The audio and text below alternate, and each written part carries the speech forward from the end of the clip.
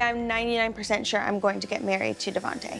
I feel like he is my person. Is she my forever person? The more I'm like clinged on to, or the more I'm like pressured to do something, the like harder that I push back. There were two major reasons Devanta and Brittany were never going to make it to the altar. Each of them brought a deeper issue into the relationship, and together, those issues made real connection extremely difficult from the very beginning. So today we're diving into something I wish more people understood when seeking a long-term relationship, because when they don't, they can mistake longing, fantasy, or potential for real love. Hi, I'm Dr. Pam, therapist and relationship counselor. I'm so grateful that you're here. For those of you who have stayed with me, you know that I say all the time how grateful I am that you're here. And if this is your first time here, welcome. This space is about understanding ourselves and our relationships in a deeper way.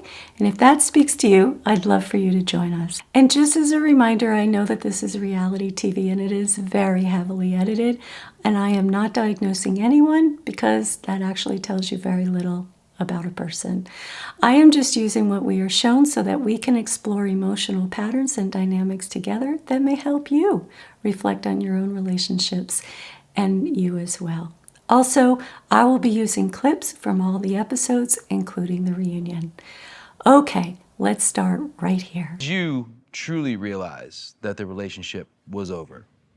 So about 2.5 weeks after filming finished, I still had not seen him. He had zero plans to see me. And I texted him and I said, if you no longer want to be in this relationship, can you just be honest with me so I can move forward? He called me and said, no, I'm sorry, I'm just processing a lot. I still want to be in this relationship. Here's the thing. 2 weeks after they decided not to get married, Brittany reached out to Devanta to ask if he still wanted to be in a relationship with her because they had not even seen each other. And that raises a much bigger question for me. Brittany had experienced disconnection with Devanta multiple times throughout their relationship, and yet she still believed that they were going to get married. So, what was she holding on to? And on the other side, if Devanta had self-doubt about their relationship, why did he keep holding on to? So let's explore that as we walk through their relationship. I just felt so lonely. Your man loves you, girl. That's what a lot of people keep saying, but I'm like, I wish that he would show me. When you feel lonely in a relationship that has basically just started, that is a huge red flag. Early relationships are usually a time when two people are moving toward each other, wanting contact, building excitement, and feeling drawn to connect with each other. So, if loneliness is already settling in that early, it often means that something important is missing. Emotional presence, mutual effort, genuine interest, or real compatibility. In the beginning of a relationship, you should not have to decode whether someone wants you. You should be experiencing interest, excitement. I mean, this is when all of our happy hormones are lighting up in our brain. If I'm going to marry you, Yes. commit my life to you. If we just need to have sex, let's just do it. I'm like, are you not making out with me because you don't want to get like too aroused?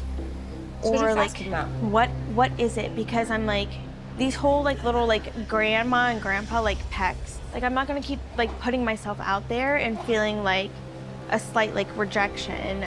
The concern here is that Brittany is already picking up on some serious signs that Devanta is not truly committed to her or to their relationship. And when that is happening, sex is not the solution. At best, it can act as a temporary band-aid, creating a brief sense of closeness, but it does not build real emotional connection, trust, or commitment. In fact, when a relationship is this new and you are already feeling uncertainty about whether the other person is really in it with you, that is something to pay close attention to, because early on the relationship should be showing signs of building, not leaving you questioning whether there is something solid here at all. He doesn't say I love you to me unless I say it to him. Okay, Brittany's challenge is that it seems to me that she is assuming the role of pulling the relationship forward on her own.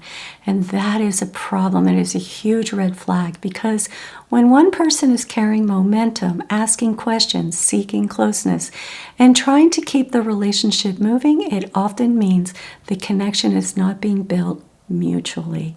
And over time, that can create a painful dynamic where one person is investing in a relationship and the other person is resisting, and over time, that will become exhausting for Brittany. People say, oh, relationships are tough. They're only tough when one person's working on it. That's right. Two people can move a couch real easy. One person can't move it at all.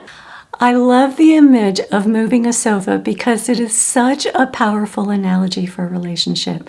The physical effort of trying to move something heavy like a sofa by yourself helps you understand what it feels like when one person is carrying the weight of the relationship alone. I told him we can have sex. That's fine. If that's what you need to like feel connected, to like break down whatever wall is between us right now, we can have sex. Brittany says she feels a wall between them and suggests that sex can help break down that wall. Sex does not fix that. The question is not, how do I break down the wall? The question is, why am I trying to create closeness with someone who is clearly not showing up to build a relationship with me? I just feel like we have not been connecting with each other. Like when you walk by me, it's like you just walk by me. You don't like interact or like grab me or like touch my back or give me like a kiss or anything like that. It's just like, do you even like find me attractive? Because you don't ever tell me. And do you even want to be here with me? I literally don't feel like we're even engaged. I find this hard to watch because Brittany is making some very accurate observations, and yet the question that keeps coming to my mind is, what does she actually feel for him? Does she ask herself that question? And what does she love about him and why? What does she truly feel in the relationship with him? She's described feeling lonely and disconnected, so what is she holding on to? Is it hope that the relationship could become better? Every time we've been together, we've been like having fun, talking. Like I'm always willing to sit down and have like a conversation with you. Like the fact that I don't wake up in the bed next to you, like, sorry, I get up early and I don't want to lay in the bed all morning. I want to be out here watching the sunrise, reading my book. I fall asleep out here. Like that's not me isolating from you. Devante's response is basically saying, I want to be on my own. He is not really addressing anything that Brittany just shared with him, and then he follows it with this, which says even more. Like, but you take that as such like a personal thing where it's like, what do you want me to do? You could be in there talking to me, asking me questions, like doing things. I guess I didn't want to be cooped up inside the whole time. You have that such idea like I have to be hugging you at all times of the day or being there. It's like that doesn't No, I mean don't think that. That doesn't mean I don't care about you. So Devante is making subtle accusations here when he says things like, you take that as a personal thing. What do you want from me? And I don't want to be cooped up inside. Instead of talking openly about what he may be feeling or addressing the disconnect between them, he puts it back on Brittany. The real question is, does he also feel disconnected from her? Does he feel uncertain? Does he want out? He never really addresses any of that. Instead, he becomes defensive and shifts the focus onto her rather than helping create clarity about what is happening between them and what is happening for him.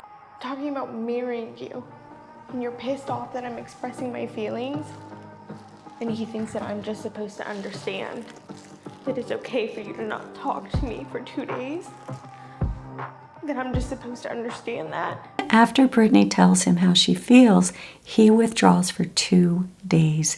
And that's important. Yes, it is important to remember that he is grieving the loss of his grandfather, and that is deeply sad.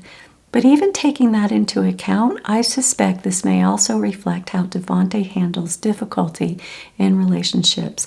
When things become emotionally challenging, he seems to avoid, shut down, and withdraw rather than stay present and work through what is happening between them. And when they come back together to talk about it, Brittany does all the talking. I actually would have encouraged her to wait and let Devanta initiate more of the conversation, because that would have told her something important about his level of investment. But instead, she keeps sharing more about what she is feeling and experiencing. And in doing so, she once again takes on the role of carrying the emotional weight of the relationship. And this is Devante's response.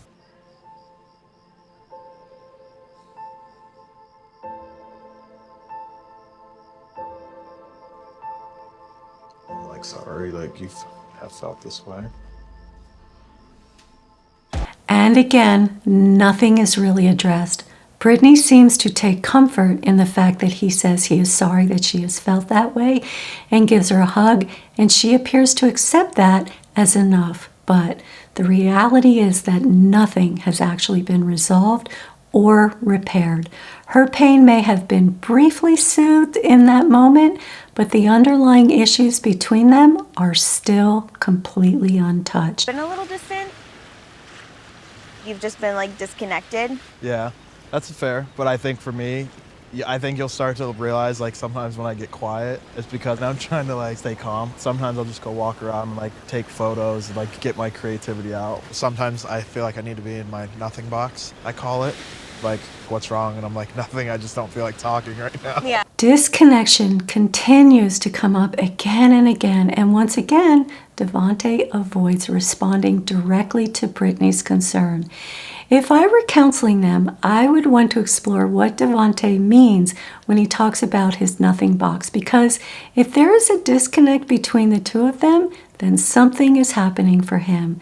There may be discomfort, doubt, lack of attraction, whatever it is something, not nothing. I want to address something very important about Brittany as she shares her childhood dreams with all of us. As a little girl, I definitely dreamed about my wedding dress, getting all dolled up, putting the veil on, the flowers, all of it. So I'm super excited that my dream was coming into fruition.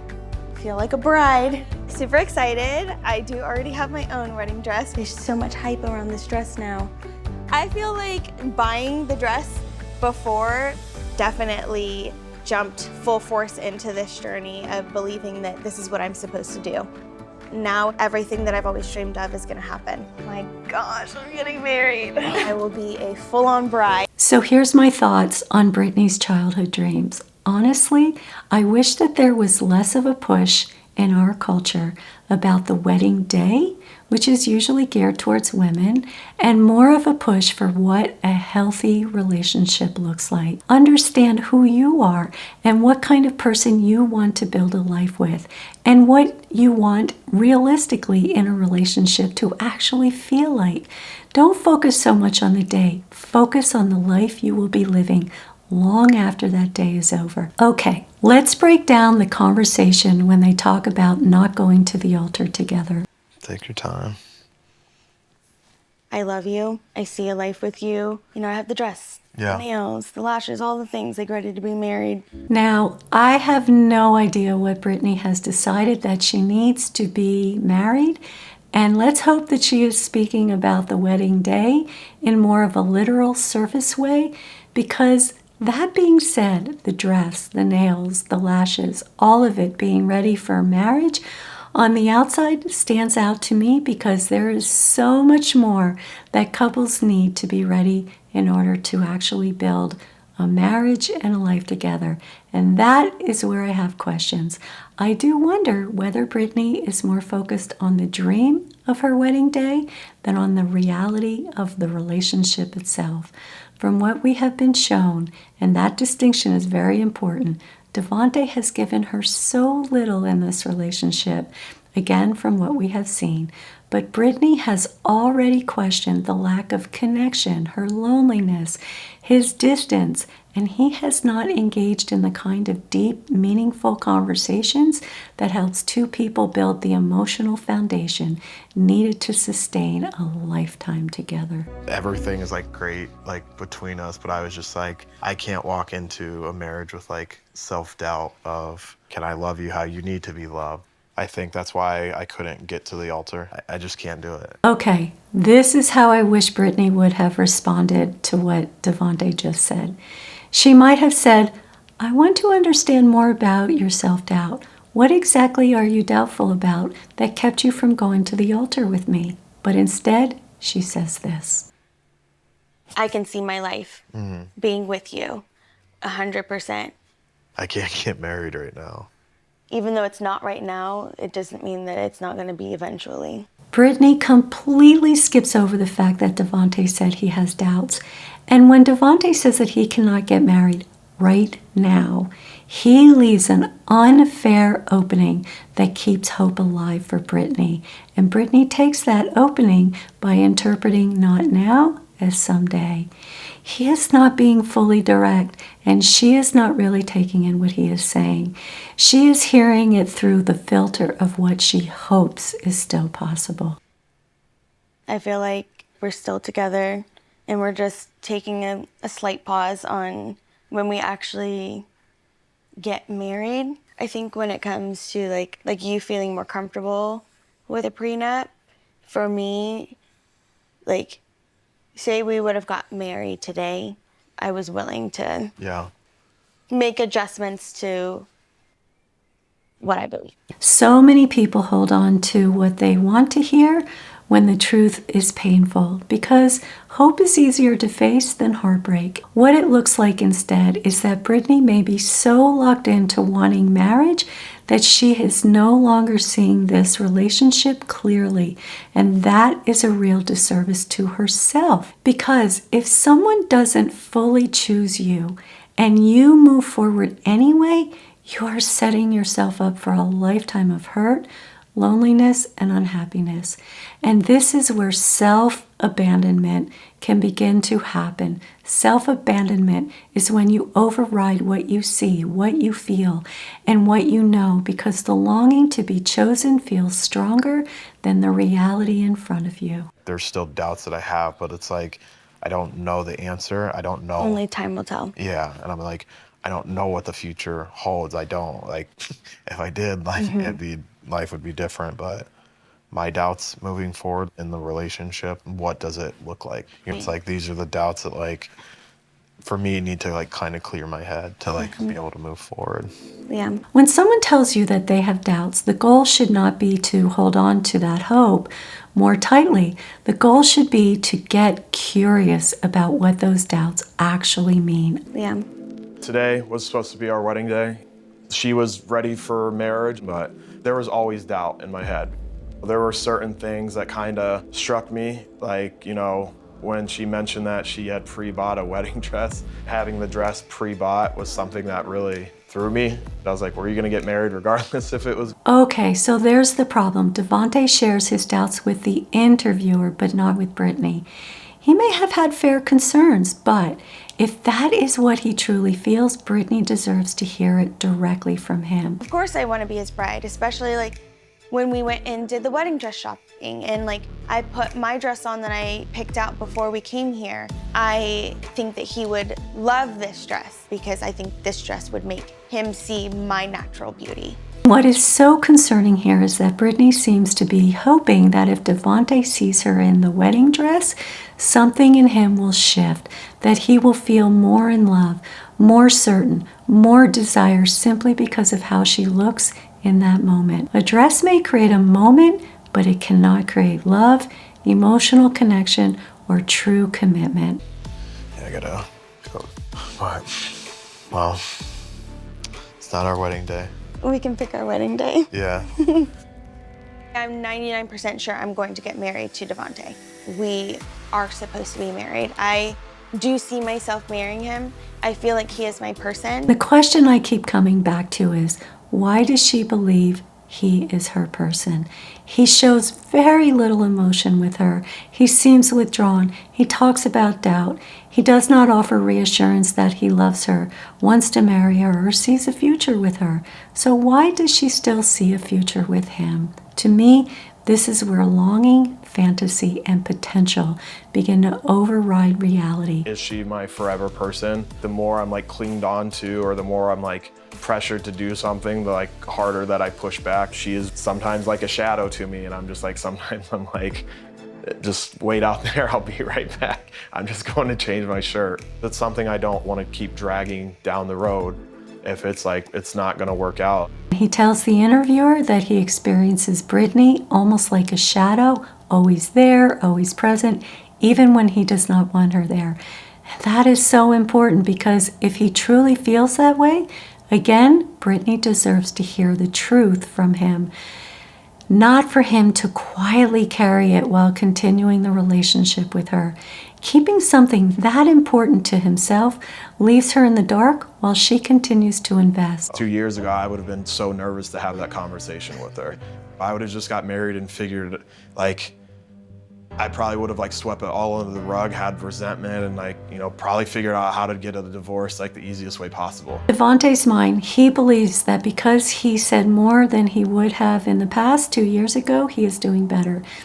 And in one sense, he was. But saying that in the past he would have married her, felt resentment, and then tried to find the easiest way possible to get a divorce points to a much deeper challenge in him. It suggests that he has learned to avoid immediate discomfort, even at the profound cost and harm to Brittany. So yes, speaking up sooner may be growth, but it is very concerning that his measure of progress is no longer going all the way to marriage he doesn't want. That tells you the bar has been painfully low. Real growth is not just avoiding the worst outcome, it is learning how to be direct, honest, and emotionally responsible before you drag another person deep into your avoidance. Moments where I've felt naive of feeling like my feelings are stronger than his, and wondering like if he's just going through the motions. Like, is this why I have not met your mom in person? Do you still feel the same exact way that you felt about me in the pods? Like, am I the person that you fell in love with? And here is the deeper challenge for Brittany. She sees his avoidance, she feels it, she experiences it, and yet she still would have married him. The deeper challenge for her is not just that she chose the wrong person, it is that she was willing to move toward a lifetime commitment while disconnected from what the relationship was actually giving her. When someone chooses a partner who is emotionally unavailable, it is often not because they do not see the signs. It is because something deeper in them is overriding those signs. Longing, fantasy, old attachment wounds, or the powerful need to finally be chosen. Again, this is where self-abandonment shows up. Her needs are not being met, and yet she keeps holding on to the hope instead of letting that reality speak to her. But we just need to get back to all of those feelings of why we fell in love and why we chose each other. I do think Devanta will end up being my husband. We're not saying no to each other. We're just saying not right now. It would have been hard for me to go through today knowing that we aren't getting married. Like, if it wasn't 100% yes, that I didn't want to have like a wedding. And there is a glimpse of her deeper pain, because if Devanta had clearly said no to her, she would have had to face something incredibly painful. The feeling of being rejected, not chosen, and the loss of the future she had been holding on to, her hopes and dreams. Sometimes people keep holding on not only because they love the person, but because letting go would force them to grieve what they had hoped the relationship would become. And that is the deeper lesson here. Love is not just what you feel. It is what is being built between two people. And if only one person is building it, that is not love you can safely build a life on. And that is a wrap for today. I will continue breaking down more moments and more relationships, so stay tuned. There is more to come. I'll see you next time.